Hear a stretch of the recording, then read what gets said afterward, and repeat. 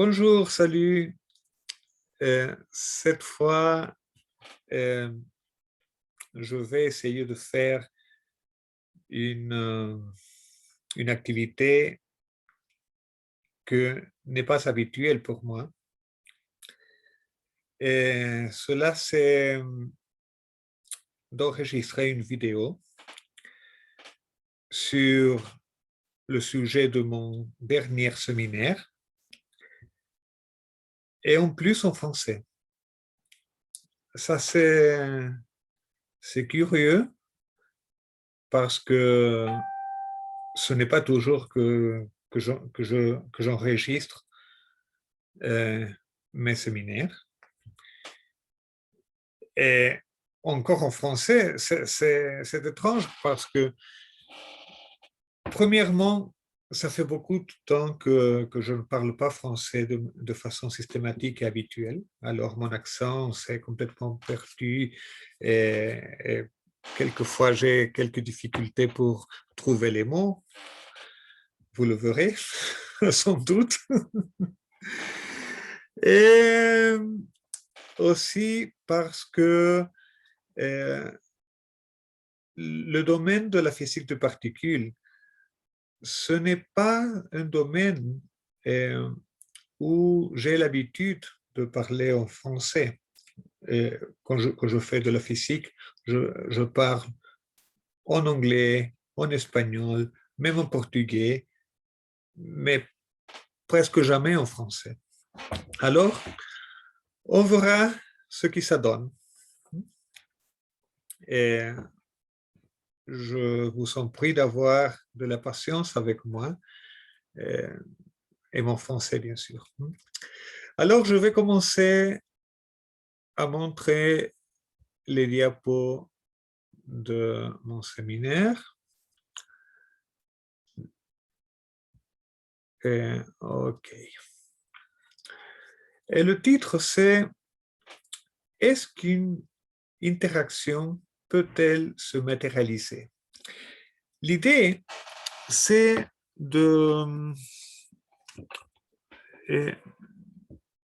répondre à la question de si une interaction, et spécialement une interaction de jauge, peut-elle donner naissance à de la matière, principalement de la matière noire.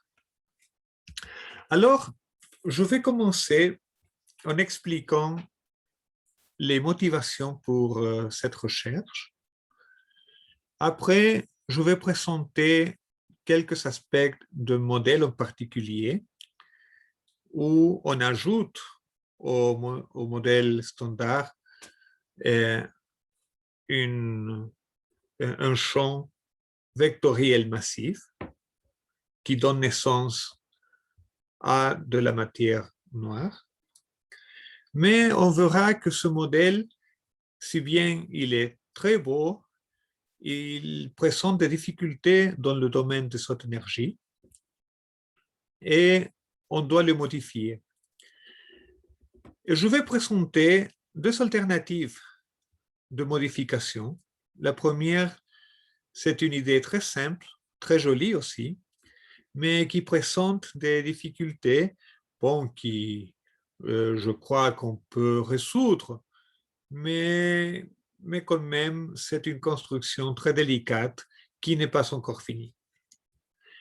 Et, et après, je vais présenter une construction théorique qui a été faite par un autre groupe indépendant. Et après, je vais finir en présentant mes conclusions. Les motivations. Alors, pourquoi faire cette recherche? Bon, l'idée principale, c'est de donner réponse à quelques questions qui pour moi sont très fondamentales. La première question, c'est comment peut-on construire une théorie de jauge pour un champ vectoriel massif? On sait qu'en général, quand on introduit un champ vectoriel massif, ça donne des problèmes parce que la propagation du degré de liberté longitudinal, en général, conduit à des violations de l'unitarité de la mécanique quantique. Et ça, c'est très, très mauvais, vous comprenez. Alors, il y a une façon de faire ça, et c'est très connu, c'est le mécanisme de Higgs, hein, de donner masse à un champ vectoriel. Mais pour faire ça, on doit introduire des degrés de liberté scalaire. Et ça, je crois, est hors de l'esprit de construire une théorie seulement avec des champs vectoriels. Ça, c'est l'idée principale. Alors, une question parallèle est celle-ci. Est-ce que c'est possible de traiter un champ vectoriel massif comme un champ de matière? Et quand je dis champ de matière, c'est en opposition à le traiter comme un champ de jauge. Et la dernière question, bon, je l'ai déjà posée, je l'ai déjà introduit, c'est la question de si est-il possible de construire une théorie d'un champ vectoriel massif sans introduire des champs de spin zéro. Alors, on peut commencer à explorer cette idée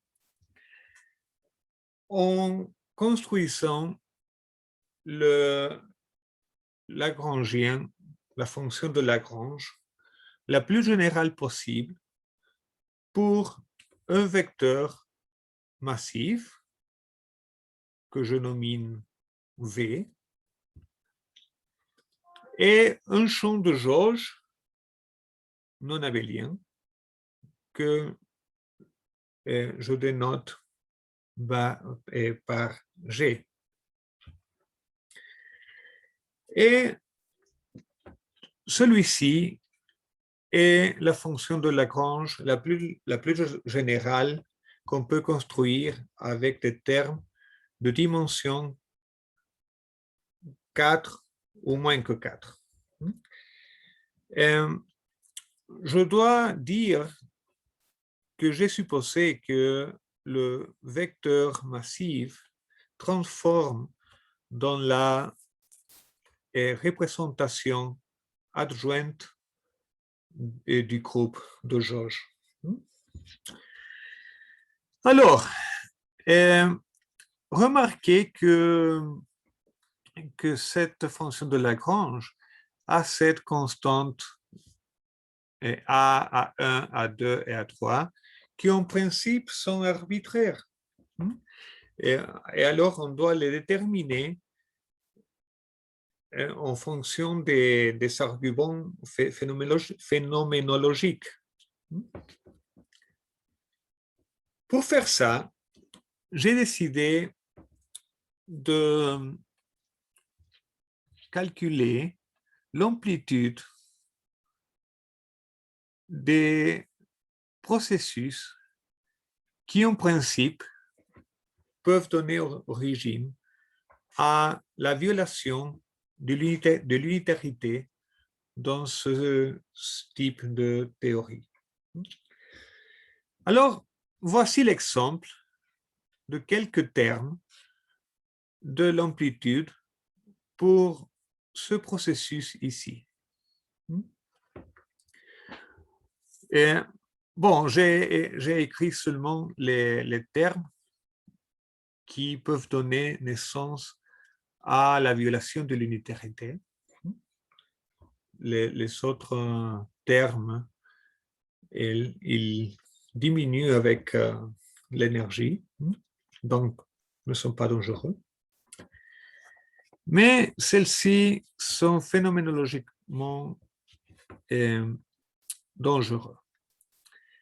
Et il faut les annuler, il faut les faire disparaître. C'est très intéressant, mais si on choisit la valeur des constantes arbitraires d'une façon intelligente, comme celle-ci, on peut voir que tous ces termes s'annulent identiquement. Et alors, on obtient une théorie qui, en principe, est consistante avec l'idée de l'unitarité de la mécanique quantique.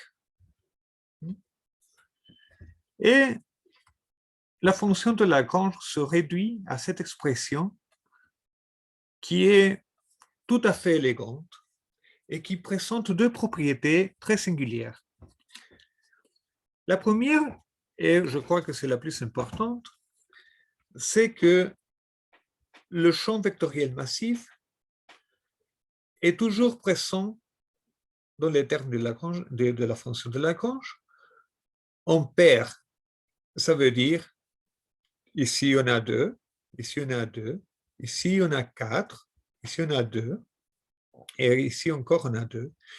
Mais il n'y a pas de terme avec 3 V. Il n'y en a pas. Alors, ça c'est vraiment intéressant. Ça veut dire que cette fonction de Lagrange a une symétrie du type Z2 accidentelle. Et cette symétrie n'a pas été imposée arbitrairement. Elle est apparue après que nous avions exigé que la théorie soit consistante avec l'unitarité. Une autre propriété très intéressante, c'est qu'il y a une seule constante qui caractérise les interactions, et c'est la constante de jauge, la constante qui caractérise l'interaction de jauge. Ça veut dire que toutes les interactions ont une origine de jauge. On va le voir d'une façon très, très élégante, je crois. Parce que, curieusement, si on fait une simple redéfinition de champ, qui a tout à fait l'aspect d'une rotation dans l'espace des champs, cette fonction de Lagrange peut être écrite de cette façon très, très curieuse, parce qu'elle a la forme des deux champs de jauge couplés par ce terme de masse. Ça, je l'appelle la représentation de jauge du modèle. Alors, le modèle a deux représentations. Cette représentation qui est la représentation physique, où le terme de masse, la matrice de masse est diagonalisée. Et il y a aussi cette représentation qui est plus belle, je crois, parce qu'elle a la forme d'une fonction de Lagrange pour le champ de jauge, mais qui présente un terme de masse qui n'est pas diagonalisé, une matrice de masse qui n'est pas diagonalisée. Bon, ça c'est l'analogue des théories de la gravitation avec de comment on dit ça en français, de metric tensor, je ne sais pas comment le dire. C'est l'analogue parce que ici on voit qu'il y a en effet deux connexions, A1 et A2, pour le même groupe de jauge. Ça, c'est une théorie de jauge avec deux connexions. Alors, il y a quelques années, on a appliqué cette idée à une construction de modèles et de matière noire. L'idée, c'est de prendre la fonction de Lagrange du modèle standard et ajouter les termes qui décrivent le champ vectoriel massif. On doit ajouter encore un terme supplémentaire qui décrit l'interaction directe du champ de Higgs et le champ vectoriel massif. Ici, bien sûr, ceci représente les champs de SU2 du modèle standard. Comme le champ vectoriel massif est pensé de transformer sous la représentation adjointe, on voit que ce vecteur doit être un triplet et la symétrie Z2 du modèle fera que la composante la plus légère de ce triplet doit être stable. Et les corrections radiatives font que les composantes chargées du triplet soient plus lourdes, légèrement plus lourdes que la composante neutre. Alors, V0 est stable, est neutre, bien sûr, elle est massive, et donc c'est un candidat pour être de la matière noire. Alors, c'est fantastique, à l'exception que ce terme d'interaction entre le vecteur massif et le champ de Higgs introduit à nouveau la violation de l'unitarité. C'est dommage, bien sûr. L'idée était très belle en principe, mais la réalité, c'est la vie. Mais les choses ne sont pas si terribles que ça, parce que si le vecteur est suffisamment massif, suffisamment lourd, je veux dire, et si la constante qui couple le Higgs avec le vecteur est suffisamment petite, l'échelle de violation de l'unitarité peut être très très grande, même de l'ordre de 10 000 téraélectronvolts. Donc, du point de vue de la phénoménologie, c'est complètement acceptable d'avoir cette théorie comme un modèle effectif pour une matière noire vectorielle à basse énergie. Et après d'avoir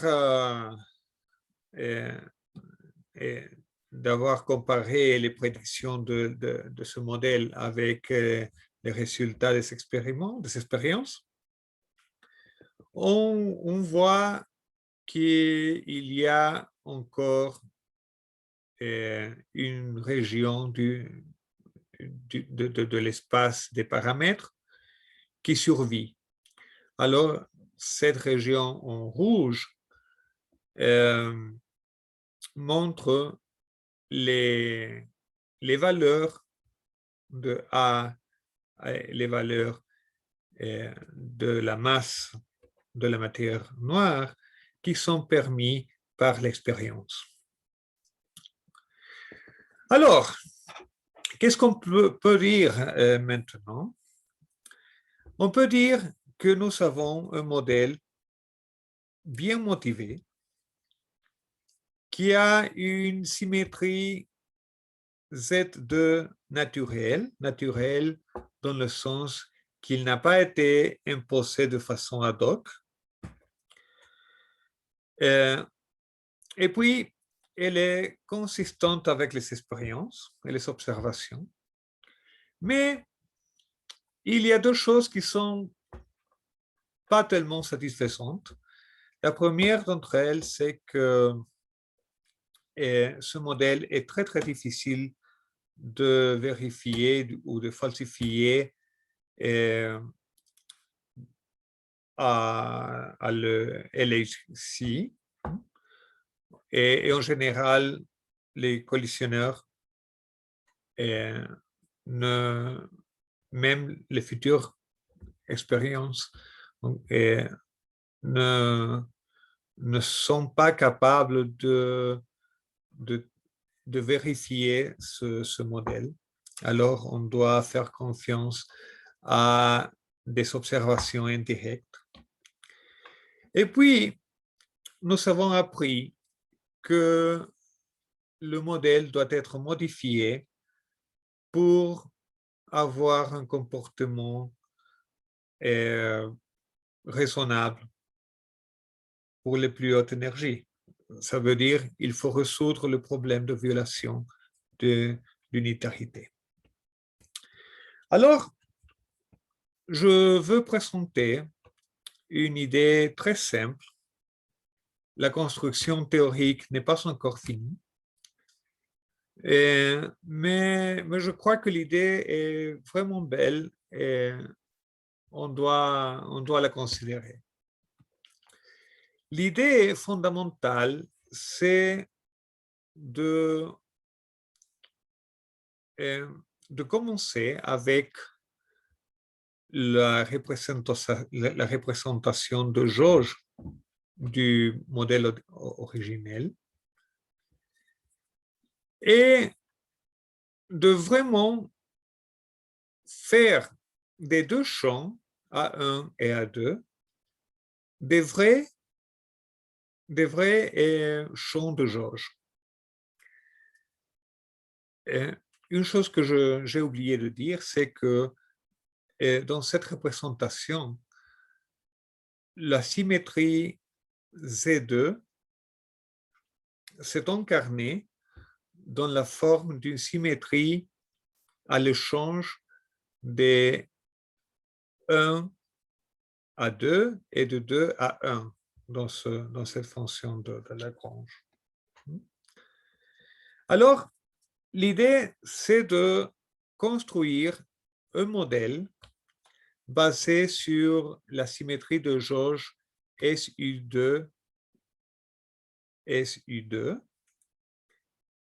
Et bien sûr, on doit briser cette symétrie à la symétrie du modèle standard. Et cela est fait par un nouveau champ scalaire que j'appelle phi majuscule. Et celle-ci est la façon de transformer de ce champ sous l'action de ces deux groupes de jauge. Mais il faut exiger que la théorie soit invariante à l'échange de 1 et 2 dans ce groupe-là. Cela oblige à que les constantes de couplage soient les mêmes pour les deux groupes. OK. Alors, nous avons en principe, on peut construire, si on fait cette construction théorique, on arrive, après d'avoir brisé la symétrie, on arrive directement à cette fonction de Lagrange. Alors, en principe, cette construction fonctionne parfaitement. Et en même temps, cette construction a des propriétés très, très intéressantes. Par exemple, on peut remarquer que ce groupe, le groupe qui est à la base de notre modèle, a la même algèbre que SO4. Alors, et comme cette propriété est la propriété d'en avoir une seule constante pour les deux interactions, ça montre que la symétrie à la base du modèle est vraiment SO4 et bien sûr U1. Et ça, c'est magnifique, ça, c'est très, très joli parce que ça veut dire que, d'une certaine façon, le secteur électrofaible et le secteur de la matière noire sont unifiés. Les problèmes arrivent quand on veut introduire de la matière normale. Je veux dire les champs des quarks et les leptons du modèle standard. Parce que pour préserver la symétrie entre les deux groupes, il faut préserver l'équilibre. Et ça veut dire que si j'introduis un champ scalaire pour SU2, 1, je dois aussi introduire le même, un autre, pas le même, mais un autre champ scalaire pour SU2, 2. Et si celui-ci prend une valeur d'expectation qu'on peut appeler V, ce champ-là doit prendre la même valeur d'expectation, V aussi. Et si j'introduis un champ pour les fermions, on va dire la première génération des leptons, je dois introduire aussi un champ analogue pour l'autre groupe. La raison profonde pour faire ça, c'est que je dois former des vecteurs en SO4. Et bien sûr, un vecteur en SO4 doit avoir 4 champs qui les composent. Alors, c'est ça la raison pour doubler le spectre. Pour doubler le spectre, c'est ça. Et ça, c'est dangereux parce que je dois doubler les champs de fermions, par exemple. Et ça veut dire que si j'ai l'électron, je vais avoir un champs avec les mêmes propriétés de l'électron, mais qui transforment dans l'autre groupe. Bien sûr, on peut espérer que les termes de Yukawa puissent briser d'une manière douce la symétrie d'interchanger les groupes. Et si cet espoir est vrai, on peut espérer que les masses des fermions, des nouveaux fermions,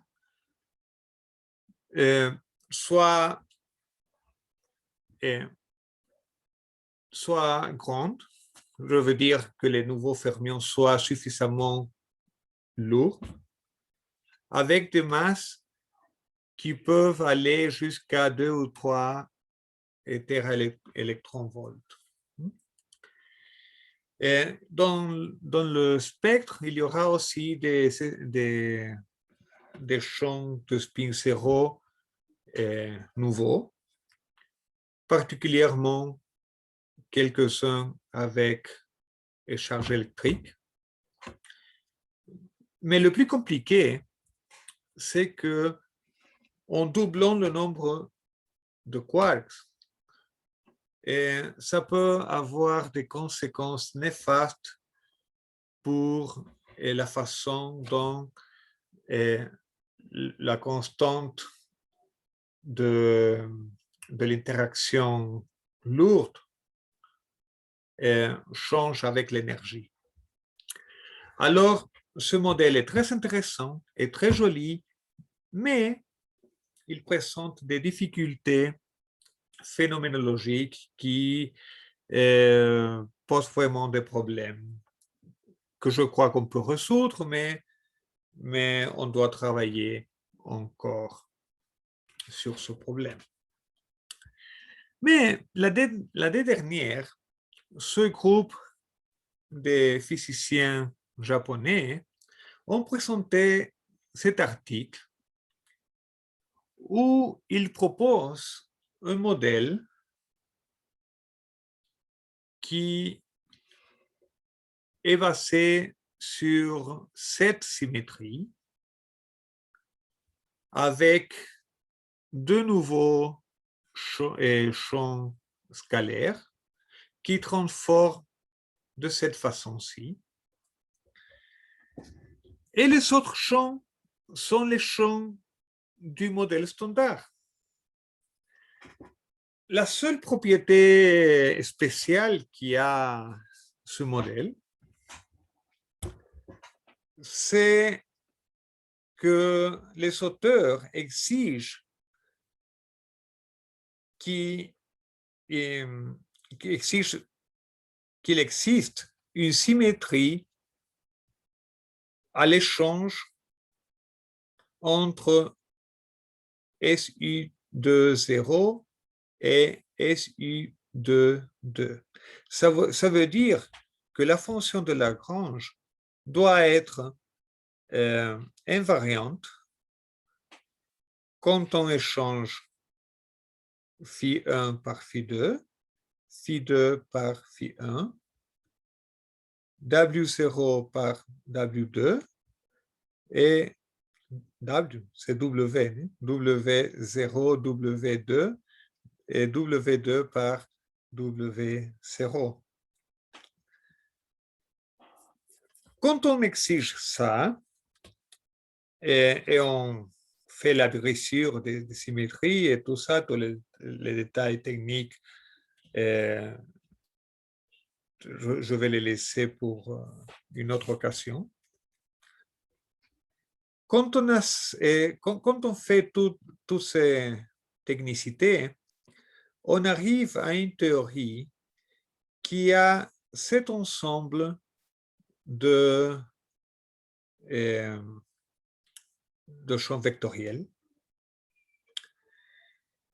Et si vous voyez, V0 et les champs chargés sont formés à partir des champs de jauge de ces deux groupes ici, d'une façon très familiale à nous, parce que c'est la même façon avec laquelle sont formés les champs originels de mon petit modèle originel. C'est la même idée. Alors, quel est le résultat? Le résultat, c'est que V0 découple de la matière du modèle standard, alors est stable, et puis elle devient un candidat sérieux de matière noire. En plus, quand on fait la limite de W prime, prime et Z prime, ou W première et Z première, qu'on fait la limite où ces champs ici sont très très lourds par rapport à la masse de V0 et V chargé, on obtient exactement le modèle que je proposais dans la première partie ou la deuxième partie de ce séminaire, le modèle de matière noire vectorielle. Alors, la conclusion, c'est que ce groupe a vraiment trouvé une théorie qui complète mon modèle pour des énergies très, très, très hautes.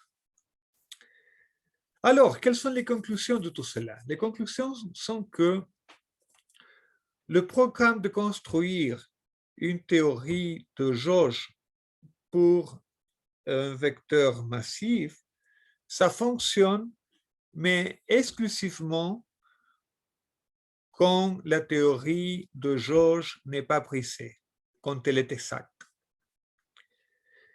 Si la symétrie de jauge est brisée, alors la brisure de la symétrie de jauge introduit de nouveau la violation de l'unitarité.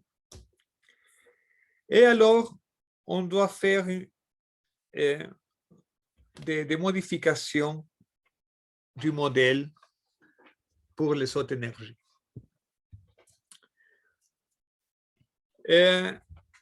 Alors, pour faire cela, on doit faire que la symétrie de jauge soit plus large. Et on peut faire ça de deux façons.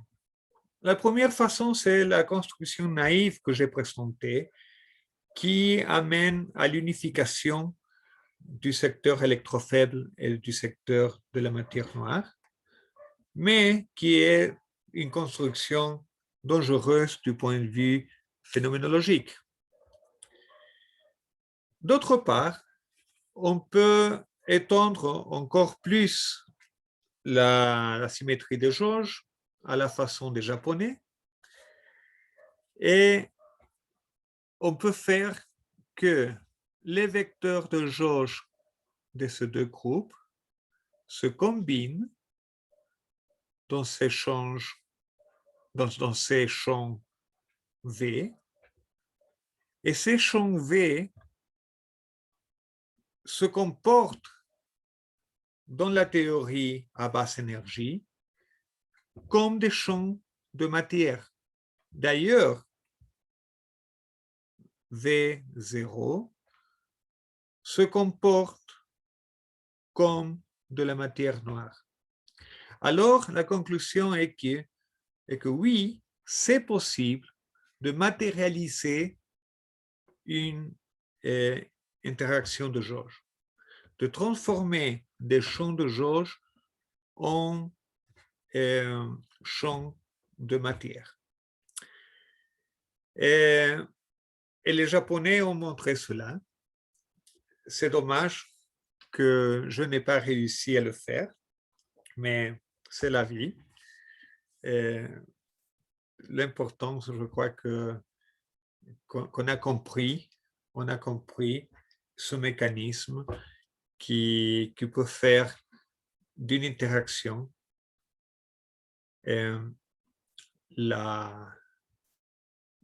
l'origine d'un champ de matière. Alors, merci. J'espère avoir réussi de présenter ce séminaire en français et j'espère que mon français ne soit pas trop mauvais et très offensif pour le public. D'accord.